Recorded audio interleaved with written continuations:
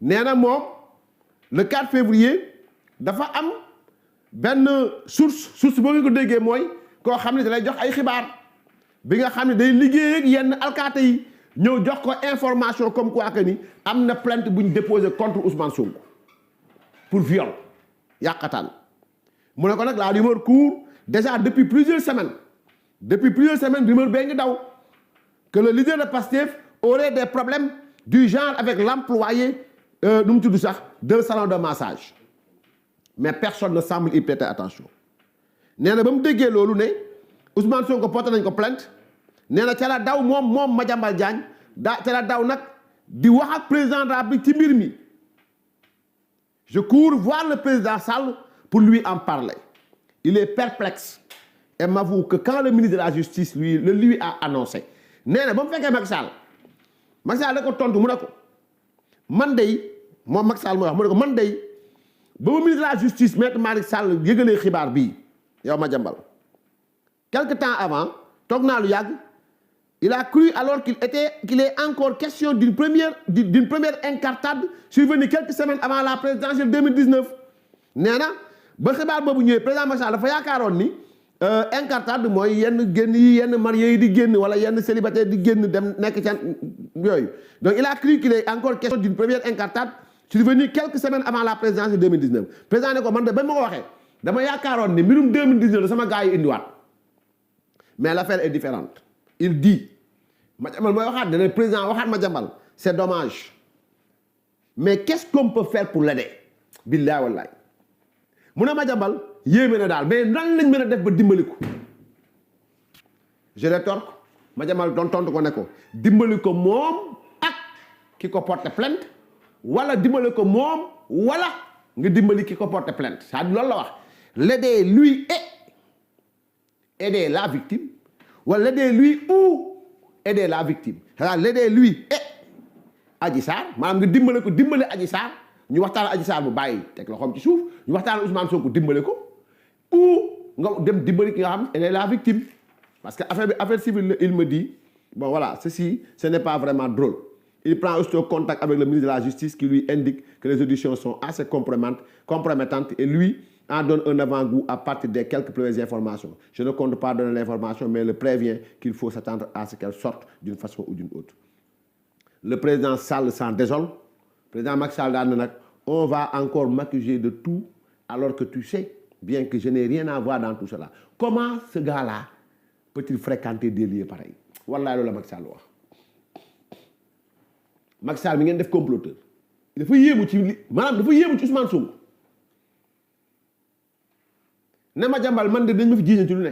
mais man li ko yéem mooy du sax moom niñ koy jiiñ mais nan la Ousmane Sonko di fréquenter bërëb yi mel noonu comment ce gars-là peut-il fréquenter des lieux pareils bon depuis lors il appréhende les attaques mais décide de ne jamais répondre le cas échéant donc boobu ba léegi nag ñu ngi attaqué président Macky Sall mais bon moom jéemu leen tontu leen bàyyi rek bon loolu mooy page 14 à 16 page 18 à 28 Madiambal va nous dire kan mooy Ousmane Sonko diggante moom Madiambal ak Ousmane Sonko parce que lu bëri lu Sénégalais yi umpale balaa muy xas Madiambal ne dafa ñuul kukk maanaam naan dafa fen ba ñuul pourtant ba ñoo jaaxlee ñoom kooku fen ba ñuul Madiambal mi ngi ñëw expliquer fan la jaar ak moom bon li ko Barthélémy wax keneen ak keneen wax ko mu la Madiambal ñëw di wax nii Ousmane Sonko day siffler gauche mbiic droite wala bi ko ñetti droite ngay ko xaar gauche mu arrière c'est un hypocrite un va-nu-pieds un ringard Ousmane Sonko et moi la ronde des visiteurs du soir moom Madiambal Diagne diggante moom ak Ousmane Sonko ak ñi mu daan yónni ci yenn ngoon yi mu ne ma rencontre avec Ousmane Sonko à sa demande a lieu le 6 décembre 2013. Nous nous sommes vus au bar de l'hôtel King Fahd Place. Il arrivera en compagnie d'Ismaïla Ba, son partenaire en affaires dans les sociétés Atlas et Mercalex, à qui il demandera de nous laisser seuls à seuls. Il est au courant du fait que la famille et des proches de Tahibou Ndiaye m'avaient sollicité dans le dossier de l'ancien directeur du cadastre, pendant à justice pour faciliter une médiation pénale et permettre à Tahibou Ndiaye de sortir de prison. L'ancien directeur du cadastre avait été en prison dans le cadre de la traque des biens mal acquis engagés par le régime de Macky Sall sous la férule de la ministre de la Justice d'alors, Madame Aminata Touré. Je tëb foofu mu tëb yooyu sinon da ngay lire livre bi yëpp voilà nee na mu tëb foofu après ma ñëw ci nettali bi nu mu gën a leeree voilà nee na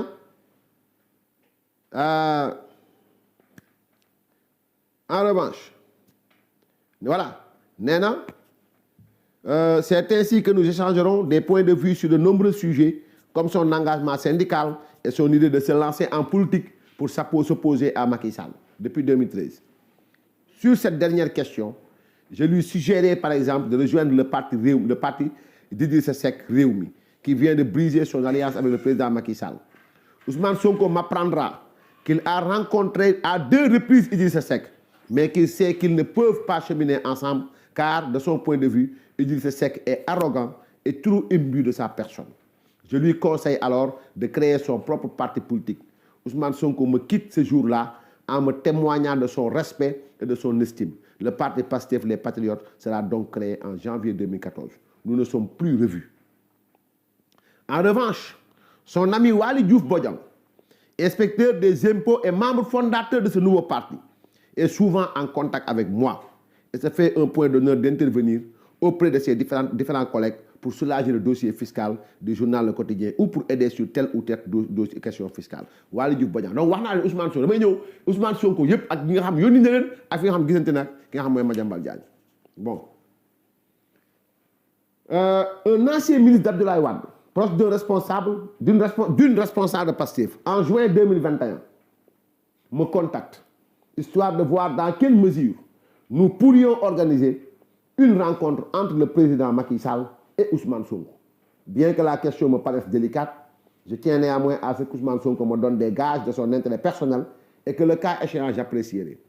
J'exclus toute idée d'une rencontre en terrain neutre, précisant que s'il doit y avoir une rencontre, ce sera exclusivement aux conditions voulues par le président Sall. Une visite annoncée de Djibril Gueye Ndiaye, le chef du protocole d'Ousmane Sonko, sera annulée à la dernière minute, prétextant une mission impromptue. Je refuse alors de donner une suite aux nouvelles demandes formulées par cet ancien ministre du président Wade. Je continue toujours. L'ancien directeur de l'Office national de l'assainissement du Sénégal, ONAS, Lansana Gagny Sakho, transfuge qui rejoint les rangs de Pastef, me rencontre le 1er février 2023 à mon domicile pour que nous envisagions une rencontre entre Macky Sall et Ousmane Sonko. Il doit être accompagné de Bassirou Diomaye Faye, numéro 2 de Pastef. Lansana Gagny Sakho est assez embarrassé de venir le soir du rendez-vous sans Bassirou Diomaye Faye, qui se rétractera en lui demandant de me rencontrer seul et de lui rendre compte par la suite. Je dis mon scepticisme à mon visiteur en lui soulignant qu'en tout état de cause, je verrai ce que je pourrais faire, mais qu'il reste constant que le président Sall n'est demandeur de quoi que ce soit, même si je suis persuadé qu'il devrait rester ouvert à toute initiative pour cultiver la paix. Donc nous prenons rendez-vous pour le 7 février. Lors de ce nouveau rendez-vous, j'indique à Lansana Gagny Sakho que je ne pourrai malheureusement rien faire, d'autant qu'un sérieux problème de confiance